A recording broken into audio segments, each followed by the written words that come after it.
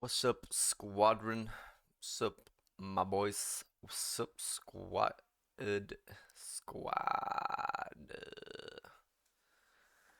We're gonna be playing another episode of Katawa Shoujo.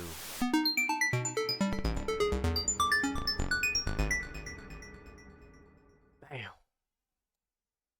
think we're gonna full screen this.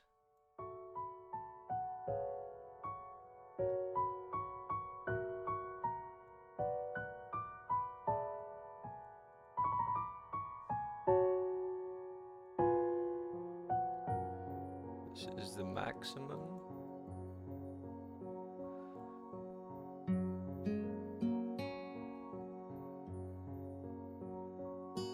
I love this song, man. It's so good, man. I love this song, man. Brings a tear to my eye, man.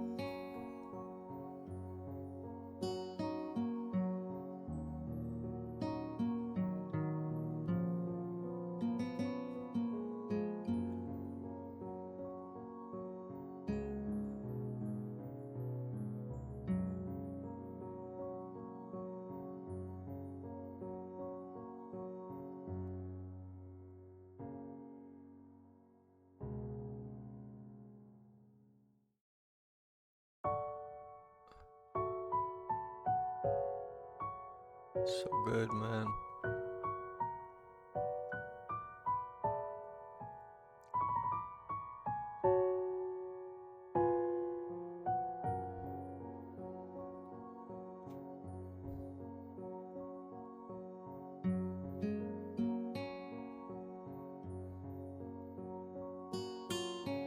Oh.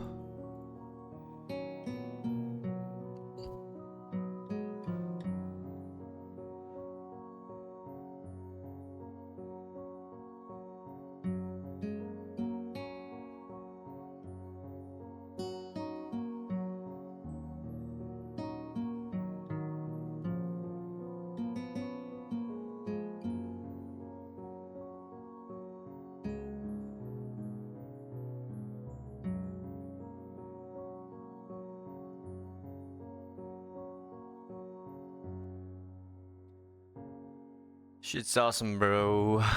I really like this song, man. It's time.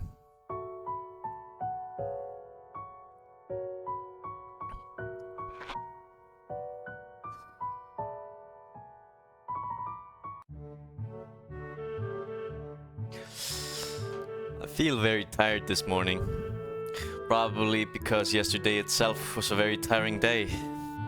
On top of that, I woke up far earlier than necessary. After saying hi to Shizune and Misha, I started doing the work as instructed from the board. It already looks like today is going to be heavy. I don't have a problem with that now, though. Shizune and Misha might jump on me trying to get an answer about whether or not I've decided to join the student council, even if it's just one day. I wouldn't put it past them to try, and I don't have an answer for them if they do. So, the situation is convenient for me. About 10 minutes into class, Hanako walks in and takes a seat, but no one looks at her. The teacher doesn't even comment on her lateness. He does, however, stop us to say that we're going to break into groups again. I turn my head and see that Shizune and Misha are looking at me. Shizune gives me a smile that is equal parts cute and menacing. This is a smile that says, "We have you now, there is no escape." Hichan, it looks like we're together again! Yay! Yay! Michelle leans sideways while Shizune pushes her desk closer to mine. There really is no escape now, unless I were to jump through the window. I mean, jumping out the window isn't the best option, sadly. Shizune and Misha. What's wrong, Hichan? Shizune smiles. Oh, Hichan, Have you been thinking about what you said yesterday? You said that you would think about joining the student council, didn't you? It's okay, Hei-chan. We were talking about it after you left, and it would be rude to expect you to already have an answer for us this early. Right? Right?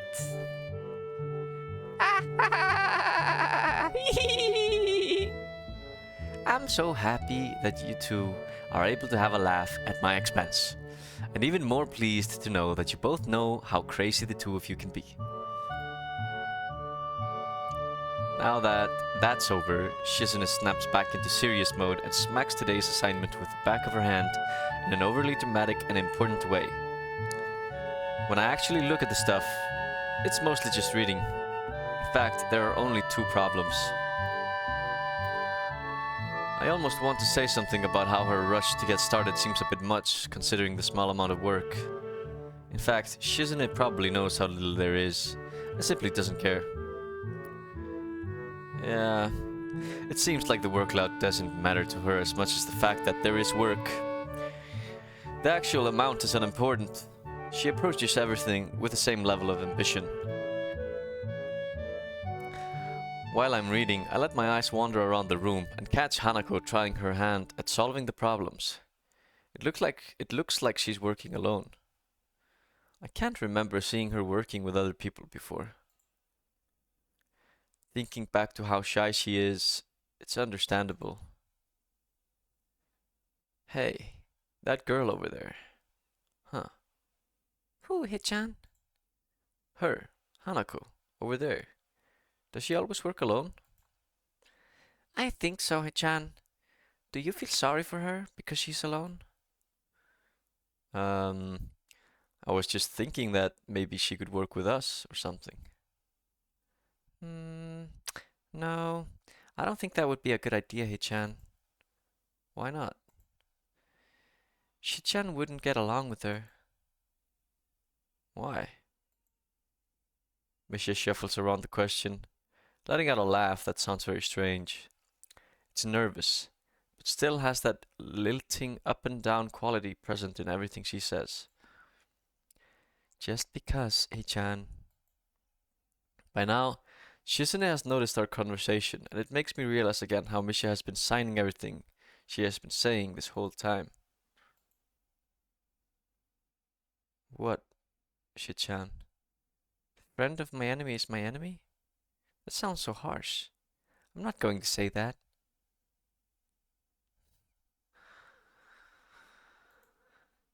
You said it anyway. I know, Hei-chan. It's fine if you overhear.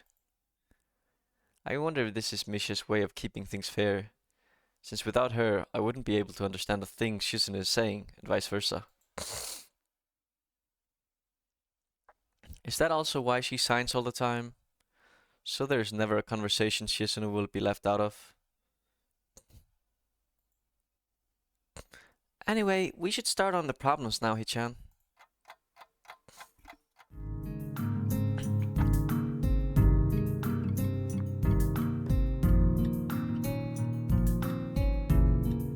We finish with time to spare, and I decide to ask if there are any alternatives to the cafeteria, as, frankly, the food so far has been subpar.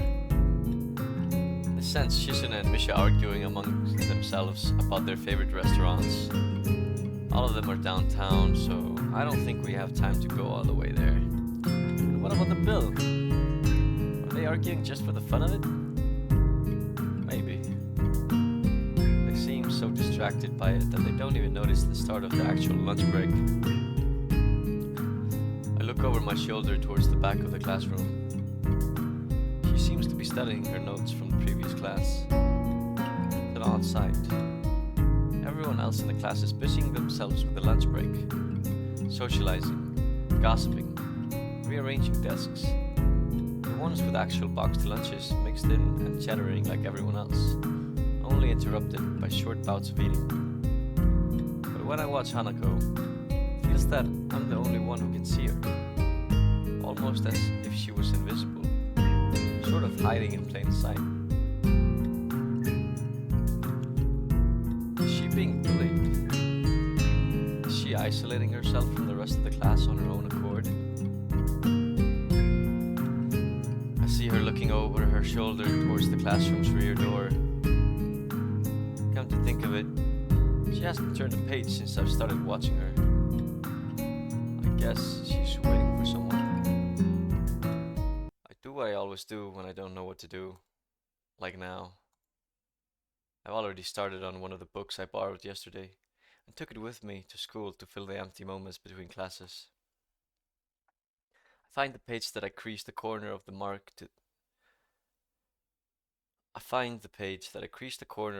to mark the spot I left yesterday night and pick up from there. Misha and Shizune are still arguing heatedly, probably about restaurants still. If I joined them, I'd just get caught up in that, or worse, get grilled about joining the student council. Misha isn't speaking aloud since there's nobody who need to hear what they're talking about. But why does she tend to sign things even when Shizune doesn't need to understand what's being said? Or even more strangely, when Shizune is not around at all. What an odd conflict of habits. I find it hard to focus on the book. Besides, the lunch break beckons me to leave the dullness of the classroom. I do so, heading down for the cafeteria. Misha and Shizune, having come to a conclusion of one kind or another, follow in my wake, though still talking in their animated fashion. Just around the corner of the hallway, something hits me in the chest with the force of a runaway train. Ouch! Opening my eyes, I see a pair of saucer-like green eyes looking up at me. They belong to the perpetrator, a short girl who bumped into me and has now fallen down onto the hallway floor. She wears a PE uniform and a very worried frown. The former strikes me as a rather strange thing to have on during a lunch break. More striking than that, though, is that she doesn't have legs. Or she does. They are not flesh and bone. Her pale and very much flesh and bone thighs end in shins, and feet made of some black metallic or plastic-like material. They look disturbingly artificial and unnatural. It almost makes me forget that my chest is hurting. The girl winces a little, rubs her nose and jumps up. Twin Tails girl. "Aw man, hey, are you alright? I'm sorry about that, really. I wasn't looking where I was going, and you just came out of nowhere. Sorry. Sorry." She's looking really apologetic, in the hurt puppy way of looking apologetic. I quickly forget about being angry or anything, since hurt puppies are my weak spot. It's okay. Don't worry about it. Boom. I say that, but there's a stinging pain growing in my chest. And I know that this is about the biggest possible danger for my condition. Don't overexert yourself. Don't forget your medication, and most of all, don't get hit in the chest. Boom, boom. I try to rub my solar plexus to chase the pain away, holding my breath in an attempt to hear my heartbeat.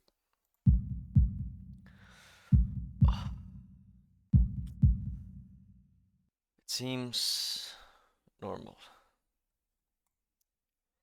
"Hey, should I get a nurse?" The worried, high-pitched voice of the girl snaps me out of it. I stare at her for a few seconds, dumbfounded, until I realized that I probably looked worse off than I really was, doubled over myself and looking all tense. Damn, I'm overly worried about my heart. No need. I'm fine. Managing to say something in response, I pull myself upright, feeling my sore ribs one last time, and take a deep breath. She just knocked the wind out of me. Big time. But it's nothing more than that. "You sure you're okay? I hit you pretty hard." It's okay. I said I was fine and nothing's broken. No harm done. "That's good. I feel a hand on my shoulder at the same time. The girl's eyes widen. I don't have time to look behind me because Shizune is already showing me a side and stomping over to the girl, signing furiously at her. "Miss Ibarasaki, I saw that. Running in the halls is strictly forbidden." Misha translates right on Shizune's tail. Her voice is girlishly playful, not full of the divine fury Shizune's arm movements would seem to call for. Sorry. I was just going to get some stuff, and I was in a kind of a hurry.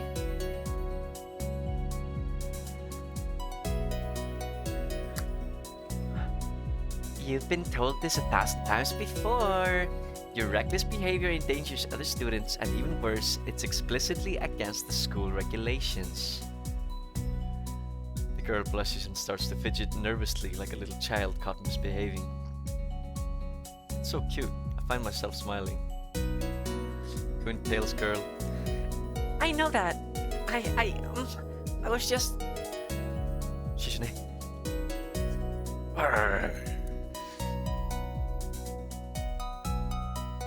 Make sure that this will never happen again. Although I'm sure telling you this is futile and only causes me further headache when you choose to ignore the regulations. Got that, Emi? Small girl sticks her tongue out in response.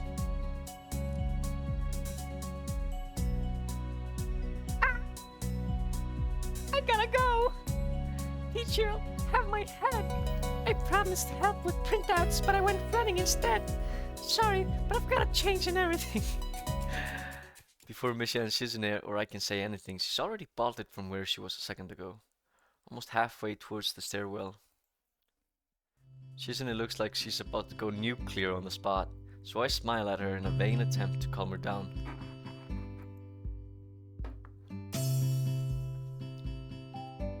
Are you okay, Hichan?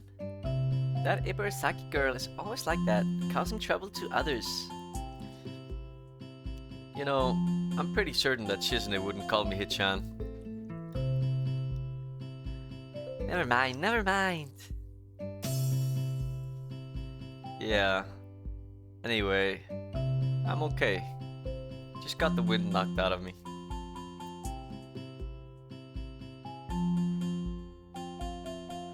That's great, Hichan. I wouldn't call that great, but I'd let it slide this one time. We have to run now. There's an important student council meeting regarding the festival, and we finally decided where to eat. Too bad you can't join. This lunch meeting is only for council members. We can take you there some other time. Oh, but that'd be like a date, wouldn't it? Shizune.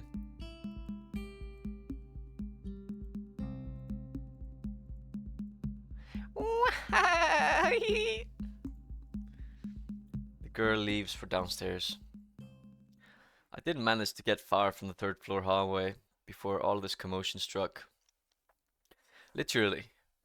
I should get going as well. The lunch and the afternoon class pass uneventfully. I read most of the book I had started yesterday and eat some of the mostly inedible offerings of the cafeteria. The class is tiresome.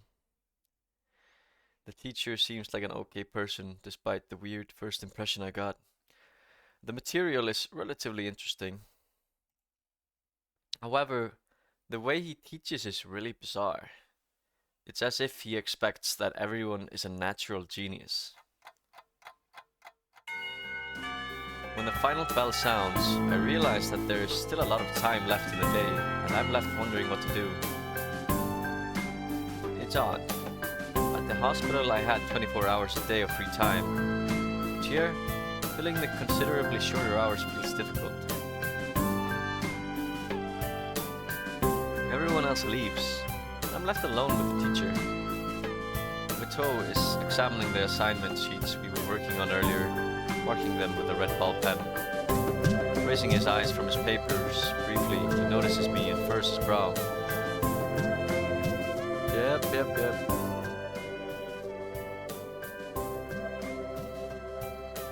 He notices me and furrows his brow. What is it, Nakai?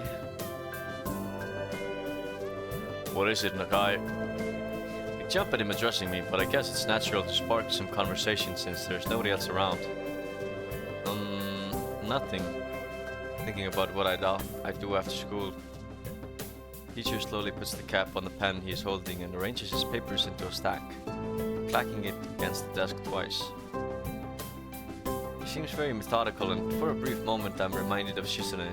But the teacher is more unhurried and relaxed, much more routine. You have no plans? No. I considered joining a club, but don't know what kind of club would interest me. Go observe a meeting of someone else's club. Might pique your interest. I guess... But I don't know how to continue from there. Mato looks at me in a way that makes me quickly want to take the words back to avoid a conversation, but I can't, so I have to forge ahead. I just don't know how to deal with people. I mean, the other students. Talking to people and everything, so it's not that I'd be isolated or anything. I just don't know what to think about disabilities. It's like, feels that I am being impolite if I pay attention to them, and it's weird to ignore them. Damned if I do, damned if I don't. Teacher scratches his cheek absent-mindedly, looking very unresponsive. These things are only an issue if you make them one. You can talk normally with someone, even if they are blind or something. Try to look behind the superficial. There's not a single student here who isn't just a normal kid, behind whatever they might seem at first glance. He says the same thing as Shuko did.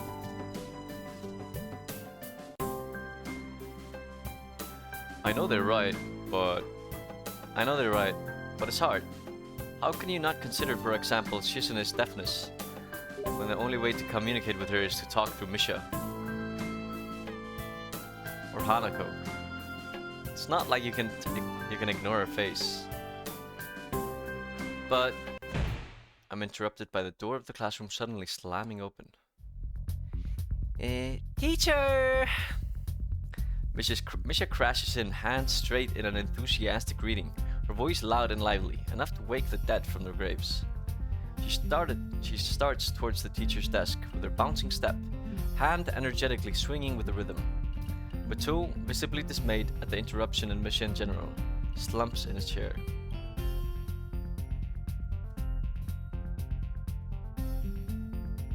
Matou is visibly dismayed at the interruption, and Misha in general.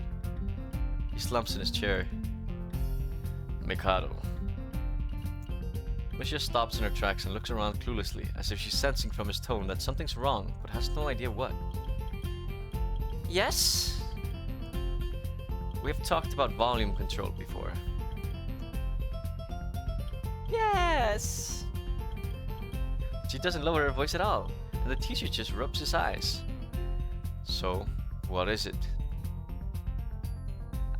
We need help. We are running out of supplies for the festival stands. This is a distress. She waves a pink slip of paper she's holding around. So, go get more supplies from the art room. What's the problem with that? Plywood. Plywood is always the problem. Last time we wanted more, there was only a little. But that time we just took it all and went with that. Now, there's like none left there. So do you know where there is some? I don't understand. How would I know? Shichan, the president thought that a teacher would know if there's plywood. Was she wrong? Matou looks like he's in great pain, frowning with the entire essence. Misha doesn't get it at all. Looking at the two of them communicate is terrible, like looking at a man being tortured by drilling his skull open while blasting pop music at full volume at the same time. I'm afraid I have no idea if there is any plywood in the school, let alone where it would be if there was any. What should I do? Perhaps try to find Mr. Nomiya? I'm quite sure he would know where to find everything you need. You'd have to pry them from his cold dead hands, but that's a different matter. I don't have time. We are so busy. She holds her head with both of her hands, looking as despairing as it's possible for a person like her. Without even noticing, she crumples the note she's holding against her hair. I shouldn't even be fetching these things. There's so much to do, and we're falling behind the schedule. Mateo looks at her gravely and then suddenly smiles. Smiling doesn't really fit his face. I think it'd be better if he didn't. I wonder if you could get some temporary help. He switches to staring at me focusedly, with a hard expression, as if trying to say, go make some friends. I guess I can give you a hand. You can? Thanks, Hichan. You're really nice. She pauses, does a double take, and then points at me with her finger yelping. Ah! And looking very puzzled. Come to think of it, what's Hichan doing here? Class is over. You should be having fun. Just had a little chat. Oh no, it's not detention, is it? Are you in trouble, Hichan? No, I'm not. Is Hichan in trouble, teacher? No, he's not. Mateo sighs deeply and feels that I have to help Misha to get her off the teacher's back. Oh. So, what do you need? Here's a list. I can try to find the plywood from somewhere if there's none in the art room. She offers me the note she's holding. I take it, hesitating a bit. I said I'd help you, but this has no implications on whether I'm joining the council or not. Aww. Still, thanks, Hichan. Try to be quick. We are in a stall building streak now. We must hurry, hurry, hurry! She bounces out of the classroom, leaving me and the teacher looking at each other with something that feels like a silent agreement. Well, there you have it, Nakai. You have something to do now. Please don't sound so smug. Looking at the list with the number of items ranging from paint to plywood, all written with small, neat handwriting. That is undoubtedly Shizune's. I heave a sigh. I'll be going then. Waving the long list limply at the teacher, I exit to the hallway. Classrooms closest to ours are designated belonging to classes 3-1 and 3-2 on the right side and 3-4 on the left side. Each door looking exactly the same. Further down the corridor, still with identical doors, are rooms that I didn't think were used for classes. Guess the art room is not a classroom as such. Carefully push open the furthest door and peek in. The classroom, but it seems rather badly kept or not in use. Am I in the right place? Desks and chairs are all around the room. A thin layer of dust settled on them. There are some easels in the corner, so at least this looks like the right place. The room is flushed in sunlight from the big windows, shadows creeping all over the desks. Specks of dust are dancing in the stagnant air, making the beams of light almost visible. Jokingly, I call into the empty room. Anybody ho? Something catches my eye and I stop mid-sentence. Sitting on a desk is a short-haired girl, curiously wearing a boy's uniform. With a fork between her toes, a morsel of food stuck firmly on the end. This odd way of dining seems to be caused by her apparent lack of hands, but her presence here takes me aback even more. How did I miss her before? She's sitting in a corner very still, but I still somehow took her as a part of the furnishing or a statue at first glance. I'm not being too observant today, as a whole. The girl seems to be frozen in place, staring at me with her huge eyes like a rabbit in headlights. She's staring at me, her mouth wide open, ready to accept the fork. I'm staring at her, my mouth wide open, suddenly remembering I didn't finish my sentence, trying to think if I should. This weird stalemate keeps us both stunned into silence, punctuated only by the wall clock ticking rhythmically. Strange girl. Hello? Sorry. Hello?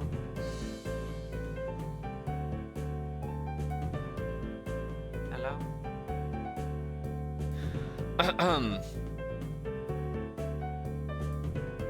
Hello?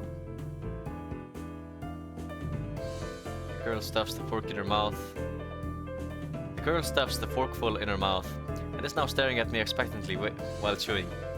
This is a bit awkward. Um, hello. I was told to pick up some supplies from here. For some festival stalls, I think. Didn't think there would be someone here. There isn't. That's why I came here too. She picks up another forkful. Doesn't that mean you're here then? She raises her eyebrows as if she was suspecting my observation was false. You are pretty observant. I guess it does. But who are you? The girl is pretty straightforward, isn't she? I'm Nakai. Isao Nakai. I just transferred in on Monday. I'm Rin. Tezuka Rin. Rin Tezuka. I won't shake hands with you, but at least we know who we are now. That's very nice. Her deadpan manner of talking makes it harder to determine whether she's joking about shaking hands or not.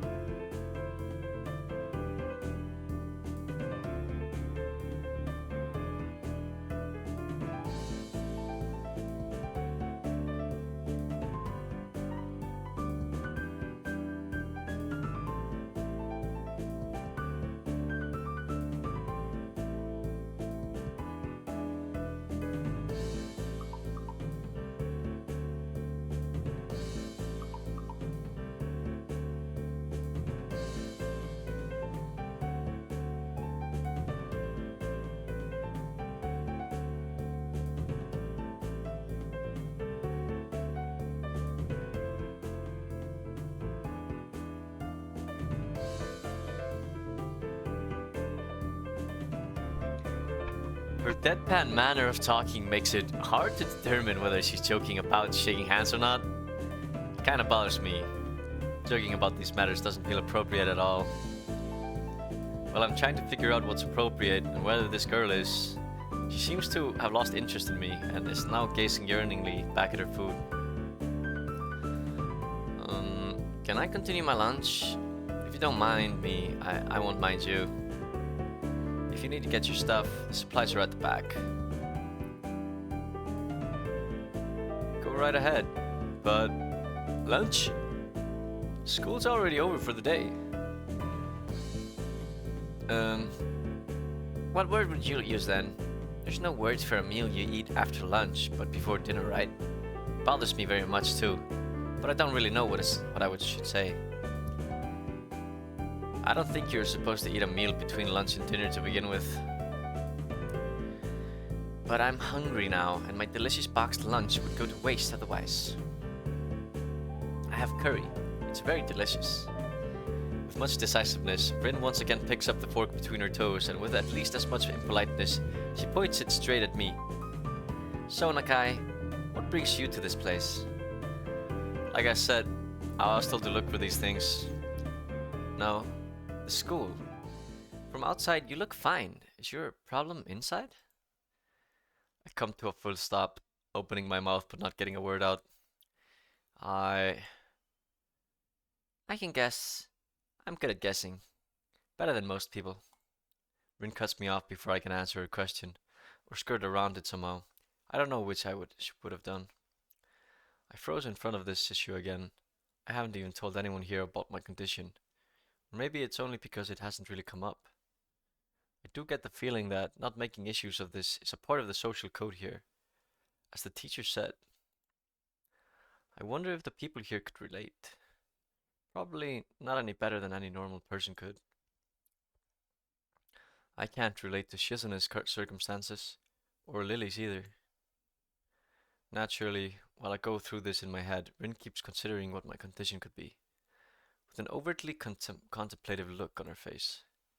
She puts her fork between her lips and leans back, looking at the ceiling as if the answer was written up there. A beam of light illuminates her face from the window side, creating a mask of dark shadow on the other side. I don't think it's anything in your head, and something in your guts would be boringly ordinary. like this lunch of mine, and less delicious. The problem must be in your pants. This messed up Sherlock Holmes kind of statement and the sheer lack of tact it was delivered with catches me completely off guard. This messed up Sherlock Holmes kind of statement and the sheer lack of tact it was delivered with catches me completely off guard. I think I might have reeled back even physically as Rin's eyes widened in revelation and astonishment. So, I was right. There is something wrong with your tackle, isn't there? Still, partially in shock, but recognizing the need to reply something, I spit out the first thing that I can think of. No, nothing like that. I have a heart problem, arrhythmia. I said it, more like blurted it out, but I said it. The girl in front of me purses her lips together and glowers at me, looking very disappointed. How boring. Trouble in the pants would have been much more scandalous. What's with this reaction? I'm sorry to let you down. I forgive you. Just, I collect people and a person with, that kind of problem would have been really great. Collect people? People with different problems. Huh. So you just go around asking people what's wrong with them? Pretty much. I see. With a little left to say, Rin resumes her lunch and the conversation dies away. But I keep thinking about what was said. It's the first time I told anyone else about my condition. All the other people have either known about it already or heard about it from someone else. Or didn't need to know about it, like every other student here so far. Should I have told it as a natural part of introductions? Is it expected of me? Hi, I'm Hisao. I have a very serious heart condition. Is that how I'm supposed to go around introducing myself from now on? As if our disabilities would define us? What a disgusting thought. Or maybe this tezuka girl just has an unnatural interest in such things. As I walk to the back of the room to pick up the items on Mish's list, a chance opens to study Rin from the corner of my eye. Her hair is burnt auburn, almost orange, and cropped short. Long hair would probably be impossible with no arms. The boy's uniform and the lack of arms make her look very thin, almost scrawny. She's not particularly pretty except for her murky green eyes, which flicker restlessly from below her short bangs, even when she eats. The distance and the shadows make it seem like they don't reflect sunlight at all, but instead absorb all of it within them like deep wells. She moves her feet almost as deftly as a normal person would use their arms. However, I can see how this sight could discomfort people, especially while eating. It makes me feel a bit uncomfortable at least. I hesitate to think about the word unnatural, but it's too late now, isn't it? I keep searching the cabins and shelves for Misha's things, but after enough time passes, silence grows too uncomfortable. So I try to force some conversation out of the strange girl. So, do you always eat alone and this late? Or do you get the occasional visitor? Visitors? Maybe you're my first occasional visitor, but I don't always eat alone either. Sometimes I eat with a certain person on the roof if she's not horsing around. Horsing? She likes to do sports. Oh. That's all I can think of to say. Both of us fall silent again as Rin forks the last bit of her meal to her mouth. I look down at my haul and double check with Misha's list. It seems I have everything except plywood. So I think I have all the things now. That's very nice for you. Don't feel obliged to stay. I was about to take a nap anyway. You need to do whatever you're going to do with that stuff anyway, right? Or perhaps you like to watch girls sleeping. I'm not sure what to make of this, but Rin looks serious. Even if I did, I think I have to be going. I'll catch you around, Tezuka. You can call me Rin. I feel that our relationship is at this point good enough to warrant this much. I was already turning to make my exit, but she draws me back in. Fine. Then I'm his Hal. Then you are. Rin looks at me hard in the eyes, but that intimidating feeling you get when someone stares at you isn't there. It's like she's actually not looking at me at all. She blinks a couple of times, and I can't figure out why a pause like this just popped between us out of nowhere. See you later, Hasao. There's something like a tiny smile there in her face.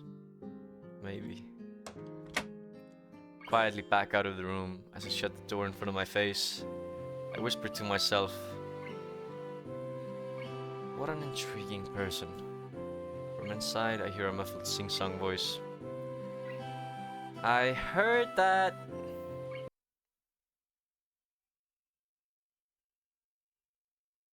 What did she hear? Misha? I jump at the sudden appearance of Misha, who I had not heard approaching despite the completely empty hallway. Somehow she had gotten to jumping distance of me without making a sound. Creepy. Briefly reminds me of Kenji's nutty theory about a global feminist conspiracy, but I push that thought aside. Shizune is standing slightly behind Misha, looks aloof as she couldn't have heard the remark that drew Misha's attention. But Misha is visibly excited. No, wait. More importantly, who is in there? There's no club meetings today. She tries to curiously peek past me, even though the door prevents her from seeing anyway. What are you doing here? You took so long that we had to come check what's wrong. That's not good, Hichan. She wags her finger at me scoldingly. I found plywood, but everything else is still missing because you are tardy. Sorry. I got the things here. I was just going to bring them. I think you were up to some mischief, Hichan. Who was in there with you? I wonder. Misha signs something quickly to Shizune, pointing at her own ear a couple of times. Shizune immediately pushes her way past me and opens the door into the classroom I just left. I can only imagine the shock she's experiencing.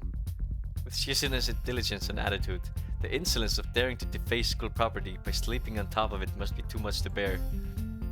And indeed, she stares at Rin, frozen in place apart from the slight but noticeable trembling of her shoulders. From suppressed rage, I'm sure. Instead of blowing up, Shizune just takes a few deep breaths, adjusts her glasses, and slams the door shut, turning to sign furiously at Misha. Maybe she did blow up, but I can't understand it. She shoots a very loaded stare at me too, as if it were somehow my fault that Rin is sleeping on one of the tables. I hope she's not getting any funny ideas about the reason of my tardiness. Hello? Rin's voice comes from the other side of the door. Hello? And it takes a few eye blinks to realize she might have trouble opening it.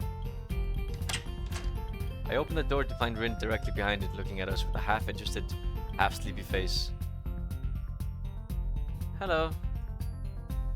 Shizune starts signing. And Misha takes on the stance of Shizune. Miss Tezuka, what do you think you were doing? You absolutely are not permitted to use school property for such a disgraceful activity. It sure is suddenly very crowded in here. I didn't know I was this popular. It's hard to say whether she's happy or unhappy about this turn of events. At any rate, she ignores Shizune and Misha's scolding, so they have no choice but to drop the issue. Shizune taps Misha's shoulder, points at Rin, and makes some quick signs. Popularity aside, please don't do that anymore.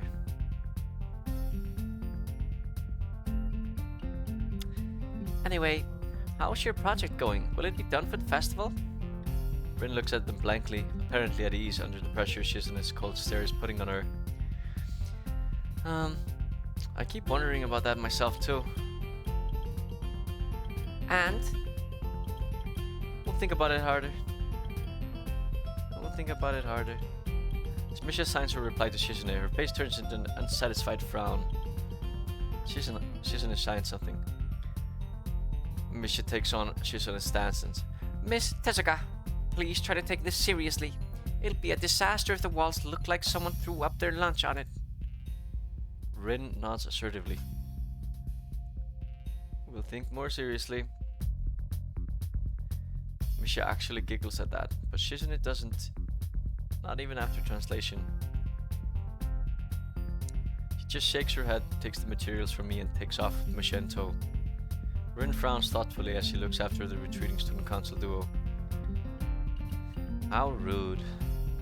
It's true though. I must finish my project before the weekend. There will be dire consequences if I don't. The end of the world as we know it. Like weekends usually are, but more dire. Much more dire. Maybe I'll postpone my nap to unforeseen future. I'm about to ask what project she has and what are these apocalyptic consequences, but she walks back into the art classroom. Since you have nothing to do, would you give me a hand? This paint can doesn't fit into my bag, but I need it. She kicks lightly at the huge can of paint that's lying on the floor next to the table she was sitting and sleeping on. It lets out a dull clang. Being the gentleman I am, I naturally pick it up. Heavy. Yeah, sure. Where do you need to take it? Away. And with that, she takes off to the hallway, me and the paint can following, since there's little choice for either of us. The hallway is quiet and empty now, with Shishina and Misha gone, so we two leave towards the stairwell at the other end. Every 10 or 15 or 20 steps, I have to change the can from one hand to the another, because the thin handle cuts into my palm. At least it keeps my arm from tiring too fast.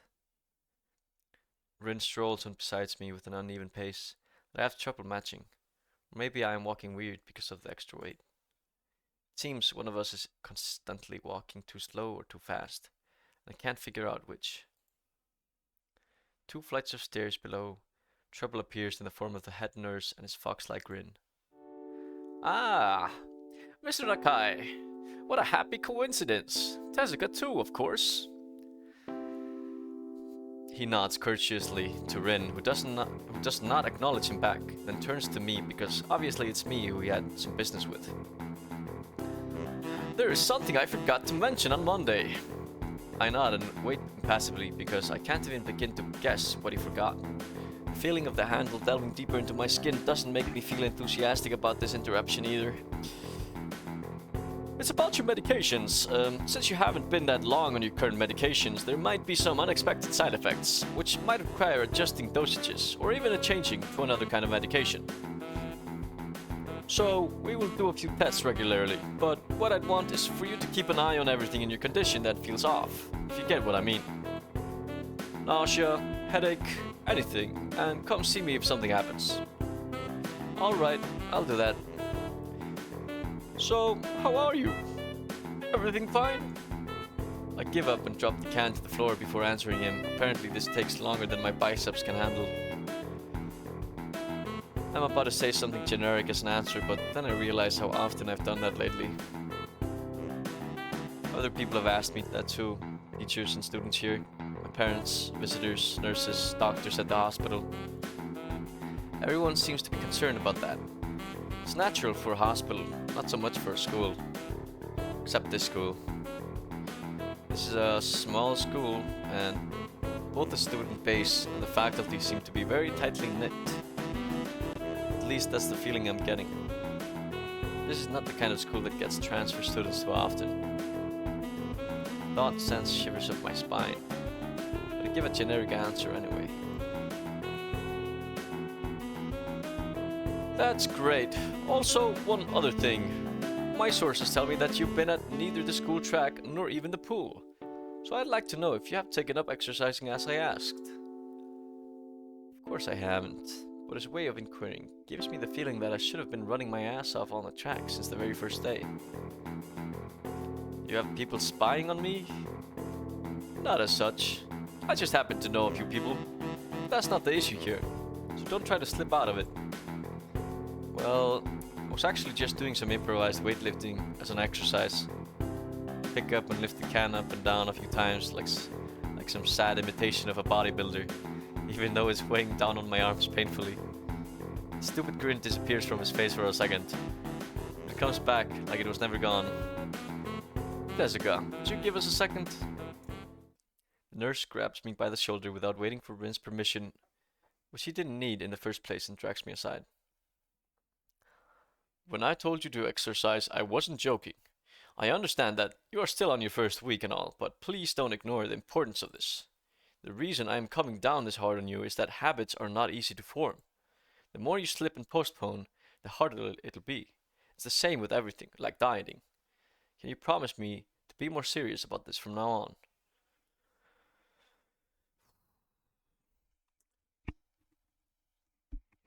Guess I do want to live. Yeah, I promise. Definitely. He studies me for a moment and then shrugs, smiling again. Okay, that's more like it. If you go to the school track tomorrow morning, you'll meet my spy, who probably has no qualms offering consultation to you if you want to jog a bit. Consultation? See you around. He leaves with a wave of his hand and no answer, and I walk to Rin, who's been waiting, idly leaning against the hallway wall, staring at the pale lighting fixtures in the ceiling. Even when I approach, she doesn't move her eyes off them. Are you getting medications for your heart thingy? Were you listening?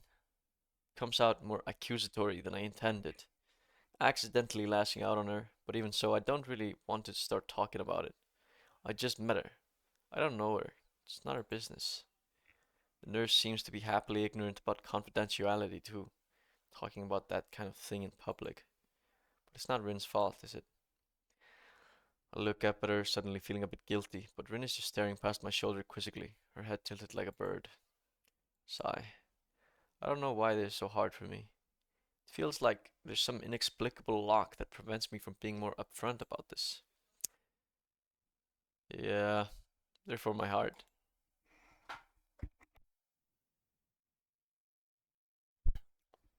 Will they make you better? No, not really. They just make me a little less worse. Rin keeps looking at me for a while longer. She neither says anything further nor displays any kind of emotion I could discern. I'm thankful that she doesn't. I think I'm still not quite used to all of this. At the hospital, it was easy, but I still haven't sorted my feelings about having to live a normal life with this disability. We leave the main building, and Rin leads us onwards towards the dorm. We stop at the small patch of greenery in front of the dorm building. The dorm is built on a slightly elevated ground, with a wall and a few trees that everyone has to circle around every time they come or go. It's probably the only inconvenient design in the school. The entire wall, made of the same kind of bricks as the building itself, has been covered with some sort of painting. Most of it is still mere sketches, quick lines drawn with black and white against the grey plasterings that cover almost the entire length of the wall. But some places look a bit more finished. There are human faces and legs and hands. I can't quite say what the painting as a whole might portray. Stacks of what seems to be paint cans are arranged in piles on the ground besides the wall. See, the left side is hardly off the ground yet. It's because I couldn't get it in the mood yesterday. So I gave up and went to meditate instead. Then it was suddenly morning. I have to work on it, but the guys from the art class are helping with the negative spaces and base surfaces whenever, which is a problem.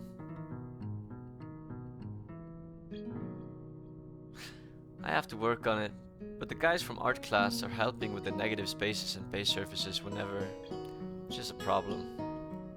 It's easier to paint big areas if there are a lot of people with hands. The reach is better and it's faster too.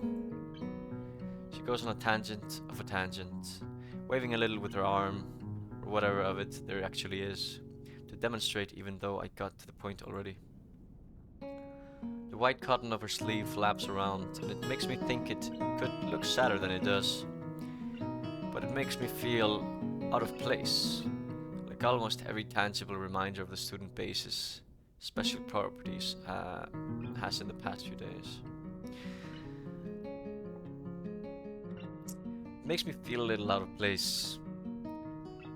like almost every tangible reminder of the student space special properties. Everybody's a bit strange here, and it makes me feel strange. This girl doesn't notice my dreary feelings, of course, or the fact that she lost me a while ago already. Just keeps on blabbering. So that's why I'm trying to figure out if there's something I need to figure out, and then figure out what that out before it's too late and all hope is lost.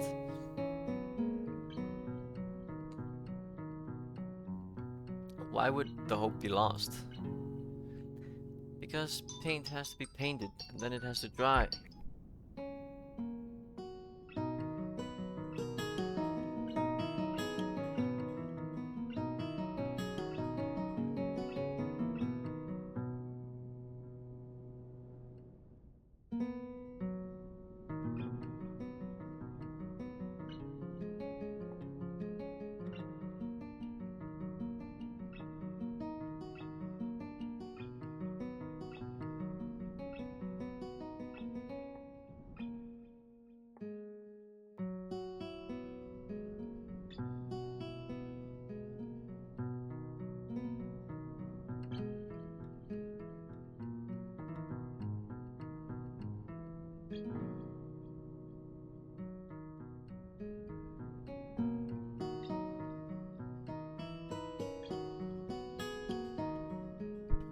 Brrr.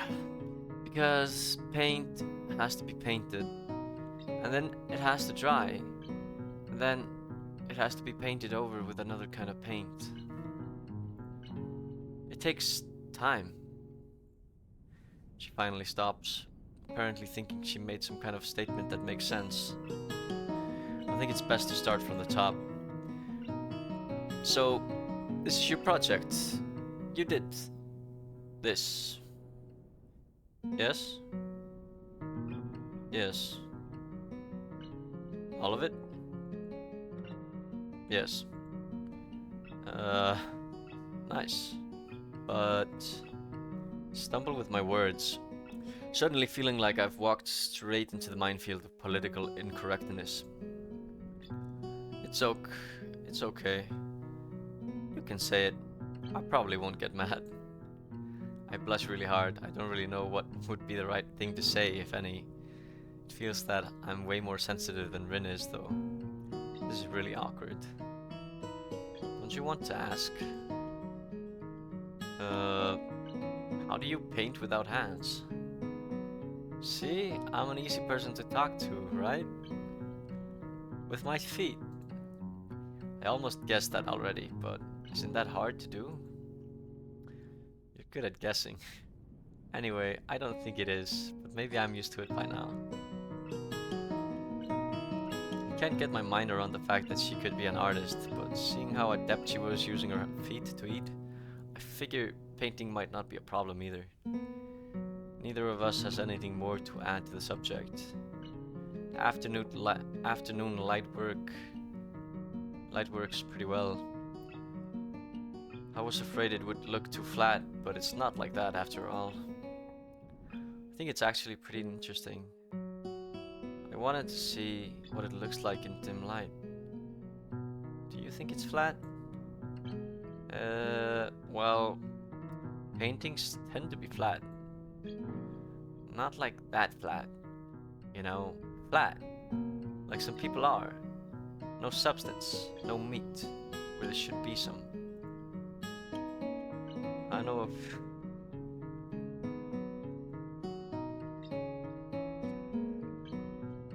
Okay, I get it. But I couldn't really tell. I'm not that good with art. I can't name any artists or artistic terms. So I don't really have anything to say. Rin shrugs her shoulders at that saying, "Suit yourself," without saying it, and looks up at the sky as if trying to look for something up there.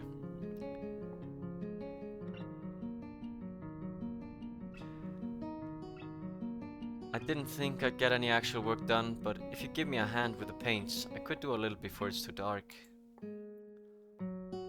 I wanted to get a halogen lamp like the ones they have at the sports track, but there aren't any. Rin sure is quick to recruit my help, as was Shizune. It really makes me feel that the festival is such a big project that every pair of hands is needed. Why not? I'm not really sure if I can be of any help though. It's just mixing some paints. You can do that, probably. Do you have a motor control problems? Like, those people who have some cerebral palsy maybe? Not that I know of. I get it. Heart thing has nothing to do with that.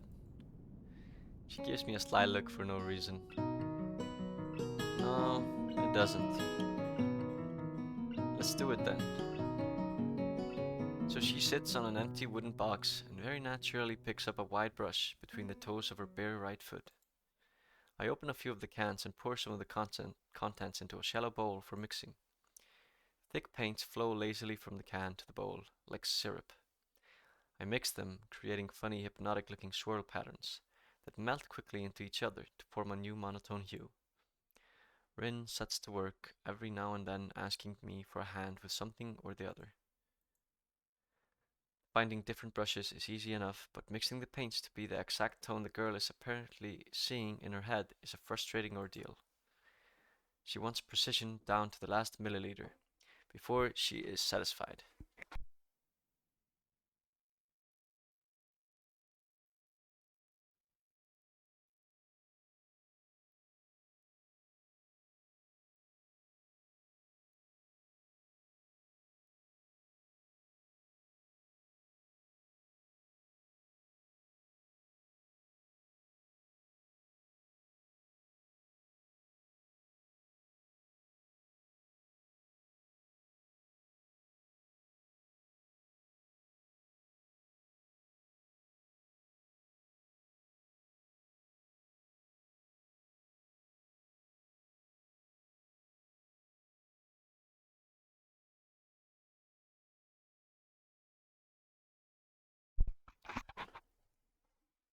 She wants precision down to the last milliliter before she is satisfied, but her instructions are obscure at best. Add half a splash of green. I crouch down to pick up the can of bright green.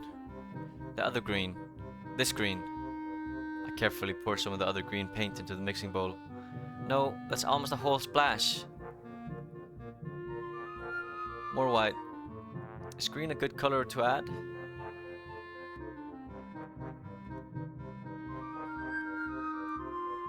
No idea. You're the artist here. A hint of smile appears in the corner of her mouth. Do you lack an opinion? No, it's just that I have no idea. It's okay, because I just got an idea. Add more white. With this exclamation, I pour a minuscule amount of white into the bowl and mix it. It looks slightly whiter. That's not good. It has to be like the color when you wake up and you know that you saw the meaning of life in your dream but can't remember it. Maybe it's yellow. Despite the impossibility of mixing a color like the change of seasons or any other nonsense that's being imposed on me, I find myself enjoying it more than I thought I would. Seeing a painting being born on the plastered wall feels like magic. I spend the moments I have between mixing paints crouching down on the paving and just looking at her work. It feels slightly intrusive at first, like breaking some imaginary intimacy, but Rin doesn't seem to mind the least bit. Maybe it's just in my head. Her entire presence emits a completely different air as she patiently works the details, adding layers of paint on top of the other layers of paint, steadily moving her feet across the wall to add new shape. When I manage to produce a passable mixture of paint, the rare smile on her face is oddly rewarding. Apart from the few words when discussing paint mixes, neither of us says a word for the longest time. Apart from the few words when discussing paint mixes, neither of us says a word for the longest time. And even those short discussions soon evolve into a shorthand Both of us developing and using weird impromptu code words for various paints and hues, as if there was some need to conserve words and breath and sound.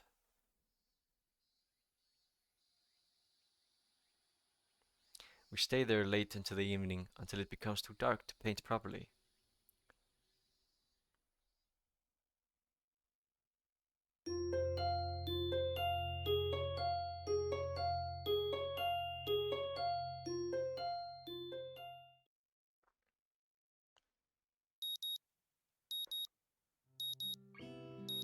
Oh shit. Gotta save.